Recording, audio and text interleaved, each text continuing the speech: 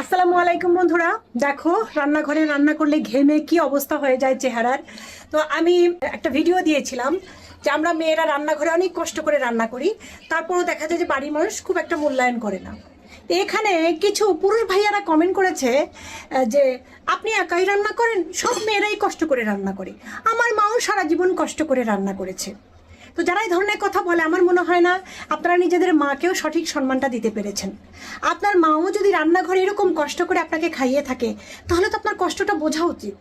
আপনার তো ওখানে কমেন্ট করা উচিত, হ্যাঁ আপু বা বোন, আপনারা সত্যিই অনেক কষ্ট করেন, আমার মাও যেমন কষ্ট করেছে আমি তার কষ্টটা ফিল করি।